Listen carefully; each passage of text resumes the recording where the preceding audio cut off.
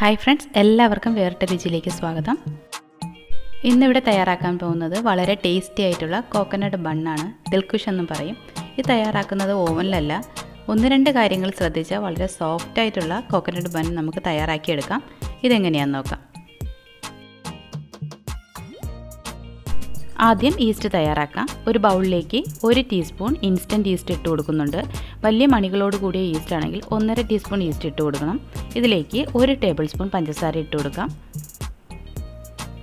1/4 cup ഇളം ചൂട് പാലാണ് ഇതിലേക്ക് ഒഴിക്കുന്നത്. ഇപ്പോൾ പാല് തന്നെ വേണമെന്നില്ല, ഇളം ചൂട് വെള്ളം ഒഴിച്ചാലും മതി. ഇതിൻ്റെ ചൂട് കൂടിപ്പോവരുത്, അതുപോലെ തന്നെ തണുത്ത പാല് ഒഴിക്കരുത്. അങ്ങനെയാണ് എന്നുണ്ടെങ്കിൽ ഈസ്റ്റ് പൊങ്ങി വരില്ല. ഒരു 10 തൊട്ട് 15 മിനിറ്റ് വരെ റെസ്റ്റ് ചെയ്യാൻ വയ്ക്കാം. അപ്പോഴേക്കും ഈസ്റ്റ് നന്നായി പൊങ്ങി വരും. ഒരു 10 മിനിറ്റ് ആകുമ്പോൾ തന്നെ ഈസ്റ്റ് പൊങ്ങി വരും. ഇതിപ്പോൾ ഒരു 15 മിനിറ്റ് ആയിട്ടുണ്ട്. ഈസ്റ്റ് നന്നായി പൊങ്ങി വന്നിട്ടുണ്ട്. നന്നായി ഒന്ന് മിക്സ് ചെയ്ത് കൊടുക്കാം. ബൺ തയ്യാറാക്കുന്നതിന് ആവശ്യമായ മാവ് അളന്നെടുക്കാം. 240 ml മെഷറിംഗ് കപ്പിൽ 2 കപ്പ് മൈദ മാവാണ് എടുത്തിട്ടുള്ളത്. ഇതിലേക്ക് 1/4 ടീസ്പൂൺ സോഡാപ്പൊടിയും 1/4 ടീസ്പൂൺ ഉപ്പ് കൂടി ഇട്ട് കൊടുക്കാം. 1 ടേബിൾ സ്പൂൺ പാൽപ്പൊടി കൂടി ഇടുന്നുണ്ട്. ഇത് ഓപ്ഷനിലാണ്, നിങ്ങളുടെ കയ്യിലുണ്ടെങ്കിൽ മാത്രം ഇട്ടാൽ മതി. ഈ പാൽപ്പൊടി കൂടി ഇടുമ്പോൾ ബണ്ണ് നല്ല സോഫ്റ്റ് ആവും, അതുപോലെ നല്ല ടേസ്റ്റിയുമാണ്. 2 ടേബിൾ സ്പൂൺ പഞ്ചസാര കൂടി ഇട്ട് കൊടുക്കാം.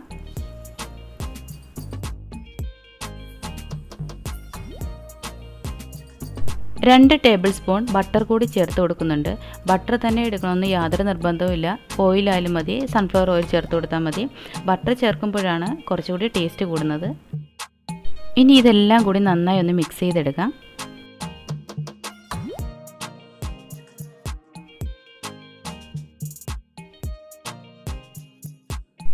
ഇതിലേക്ക് നേരത്തെ തയ്യാറാക്കി വെച്ച ഈസ്റ്റിൻ്റെ മിക്സ് കൂടി ചേർത്ത് കൊടുക്കാം.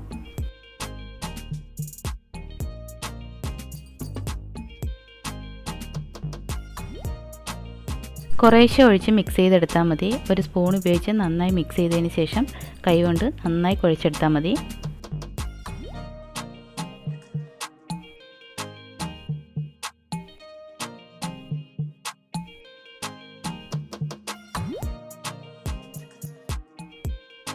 മാവ് നന്നായി കുഴച്ചെടുക്കുന്നതിന് വേണ്ടി വെള്ളമോ പാലോ ഉപയോഗിക്കാം. ഇവിടെ ഞാനിപ്പോൾ എടുത്തിട്ടുള്ളത് റൂം ടെമ്പറേച്ചറിലുള്ള പാലാണ്. പാലിന് ചൂട് വേണമെന്നില്ല, തണുത്ത പാൽ ഉപയോഗിക്കാത്തതാണ് നല്ലത്. വെള്ളമായാലും പാലായാലും ആവശ്യാനുസരണം ഒഴിച്ച് കുഴച്ചെടുക്കണം. നന്നായി തന്നെ കുഴച്ചെടുക്കണം. ഒരു 5 മിനിറ്റോളം ടൈം എടുത്ത് നന്നായി കുഴച്ചെടുത്താൽ മാത്രമാണ് നല്ല സോഫ്റ്റ് ബൺ കിട്ടുന്നത്. അതുകൊണ്ട് ഈ ഒരു സ്റ്റെപ്പ് ഒരിക്കലും അവോയ്ഡ് ചെയ്യരുത്. നന്നായി തന്നെ കുഴച്ചെടുക്കണം. ചപ്പാത്തി മാവിനേക്കാളും ഒരല്പം ലൂസായിട്ട് വേണം മാവ് കുഴച്ചെടുക്കാൻ. ഒരല്പം വെള്ളം കൂടി പോയിട്ടുണ്ടെങ്കിൽ മൈദമാവ് ചേർത്ത് കുഴച്ചെടുത്താൽ മതി. ഇവിടെ എനിക്കിപ്പോൾ ഒരല്പം വെള്ളം കൂടി പോയിട്ടുണ്ട്. അതുകൊണ്ട് ഞാനിത് 1 ടേബിൾ സ്പൂണോളം മൈദമാവിട്ട് നന്നായി കുഴച്ചെടുത്തിട്ടുണ്ട്.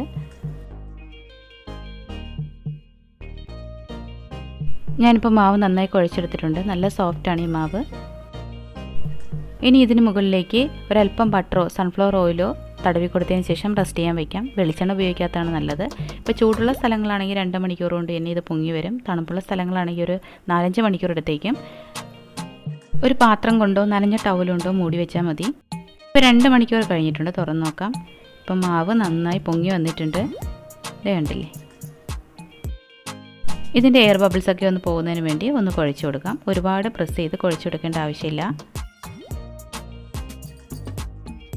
ഇനി ഇതൊന്ന് 2 പീസായിട്ട് മുറിച്ചെടുക്കാം. ഇനി മാവ് ഒരു ബോൾസിൻ്റെ രൂപത്തിലാക്കണം. ബറോട്ടയ്ക്കൊക്കെ ബോൾസ് തയ്യാറാക്കുമ്പോൾ മാവ് ഉള്ളിലേക്ക് മടക്കി വയ്ക്കുന്നത് പോലെയാണ് ഇതിലും ചെയ്യേണ്ടത്. ഉള്ളിലേക്ക് മാവ് മടക്കി വെച്ച് കൊടുത്തതിന് ശേഷം 2 വിരലുകൾക്കിടയിലൂടെ ഒരു ബോൾസാക്കി എടുത്താൽ മതി.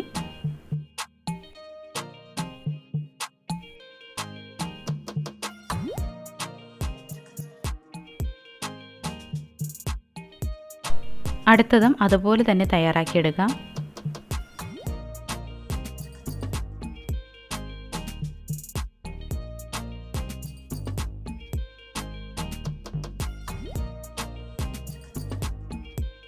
ഇനി കോക്കനട്ട് ബണ്ണിൽ വെക്കുന്നതിന് വേണ്ടിയിട്ടുള്ള ഫില്ലിങ്സ് തയ്യാറാക്കാം. ഒരു പിടി കാഷ്നട്ടാണ് എടുത്തിട്ടുള്ളത്. പ്രത്യേക അളവൊന്നുമില്ല. ഇതൊന്ന് ക്രഷ് ചെയ്തെടുത്തിട്ടുണ്ട്. ഒരു മിക്സിയുടെ ചെറിയ ജാറിലേക്ക് 4 ടേബിൾ സ്പൂൺ പഞ്ചസാര ഇട്ട് കൊടുക്കുന്നുണ്ട്.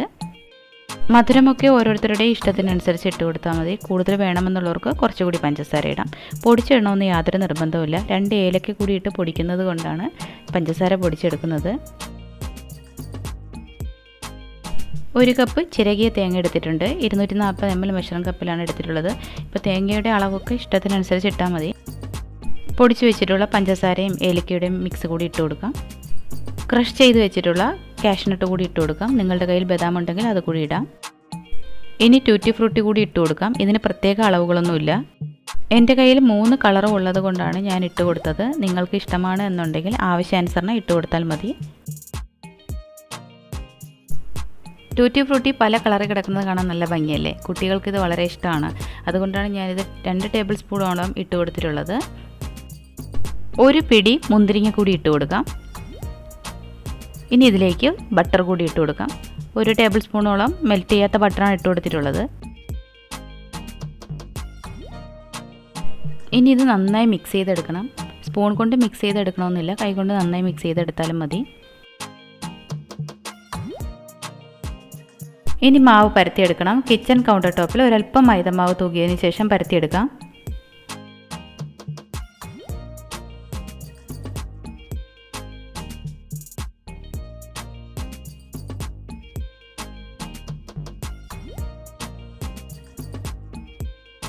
ഒരുപാട് ബലം കൊടുത്ത് പരത്തിയെടുക്കരുത്, പതുക്കെ പരത്തിയെടുത്താൽ മതി. വേണമെങ്കിൽ ഒരല്പം മൈദമാവ് കൂടി തൂകിയതിന് ശേഷം പരത്തിയെടുക്കാം. വളരെ നൈസായി പരത്തിയെടുക്കേണ്ട ആവശ്യമില്ല, ചെറിയൊരു കട്ടിയോടുകൂടി പരത്തിയെടുത്താൽ മതി. ഒന്നാമത്തെ ഷീറ്റ് റെഡി ആയിട്ടുണ്ട്. ഒരു പാത്രത്തിലേക്ക് ബട്ടർ പേപ്പർ വെച്ച് കൊടുത്തതിന് ശേഷം ഈ ഷീറ്റ് അതിലേക്ക് വെച്ച് കൊടുക്കാം. ഇതിലേക്ക് നേരത്തെ തയ്യാറാക്കി വെച്ച ഫില്ലിങ്സ് ഇട്ട് കൊടുക്കാം.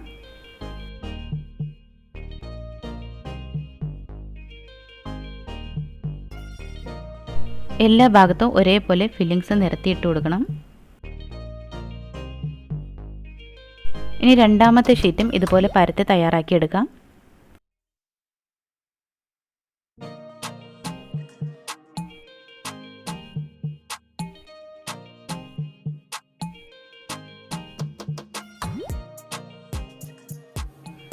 ഈ പരത്തിയെടുത്തിട്ടുള്ള ഷീറ്റ് നേരത്തെ തയ്യാറാക്കി വെച്ച പാത്രത്തിന് മുകളിലേക്ക് പതുക്കെ വെച്ച് കൊടുക്കണം.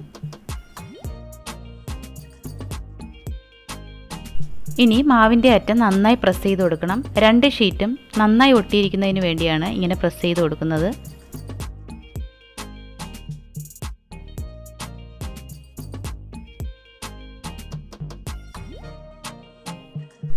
ഒരറ്റത്ത് നിന്ന് നന്നായി ചുരുട്ടി കൊടുക്കണം. ഇത് ലോക്ക് ചെയ്ത് വെക്കുന്നതാണ്. ഇങ്ങനെ ലോക്ക് ചെയ്ത് വെക്കുമ്പോൾ ഉള്ളിലെ ഫില്ലിങ്സ് ഒന്നും പുറത്തേക്ക് വരില്ല.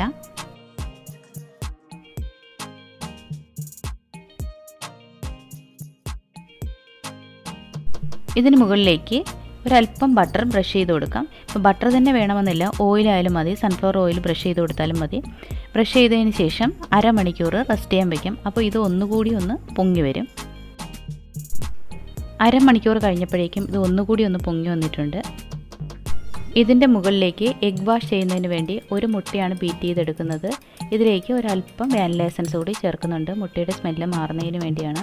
ഇപ്പോൾ മുട്ട തന്നെ എടുക്കണമെന്നില്ല, മുട്ട വേണ്ട എന്നുള്ളവർക്ക് പാലെടുത്താലും മതി. മുട്ടയാകുമ്പോൾ കുറച്ചും കൂടി ഗ്ലേസിങ്ങും ഒരു ബ്രൗണിഷ് കളറൊക്കെ കിട്ടും.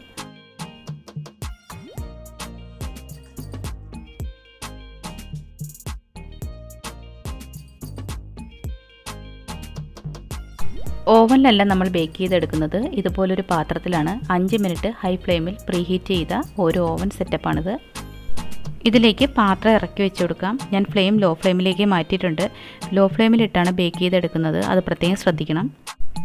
45 മിനിറ്റ് മുതൽ 1 മണിക്കൂർ വരെ ബേക്ക് ചെയ്യാൻ എടുക്കുന്നുണ്ട്. 45 മിനിറ്റ് ആയപ്പോഴേക്കും ഞാൻ പാത്രം തുറന്ന് നോക്കി, നന്നായി ബേക്ക് ചെയ്ത് വന്നിട്ടുണ്ട്. നല്ല ബ്രൗണിഷ് ഷെയ്ഡിലേക്ക് കിട്ടിയിട്ടുണ്ട്. ഇനി ഇത് പുറത്തെടുക്കാം. നല്ലൊരു ഗോൾഡൻ ബ്രൗൺ കളറിലാണ് കോക്കനട്ട് ബണ്ണ് കിട്ടിയിട്ടുള്ളത്. നല്ല സോഫ്റ്റാണ് ഈ ബണ്ണ്. ഞാനിതിൻ്റെ ബട്ടർ പേപ്പറൊക്കെ ഒന്ന് ഇളക്കി മാറ്റാം. ഇതിൻ്റെ അടിഭാഗം ഒന്നും കരിഞ്ഞിട്ടില്ല.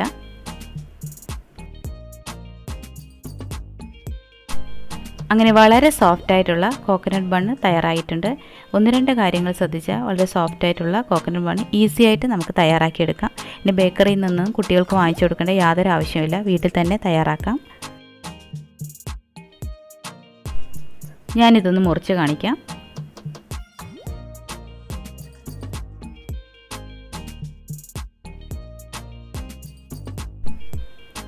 വളരെ സോഫ്റ്റ് ആയിട്ടുള്ള കോക്കനട്ട് ബണ്ണാണിത്. വളരെ എളുപ്പത്തിലല്ലേ നമ്മളിത് ഉണ്ടാക്കിയെടുത്തത്.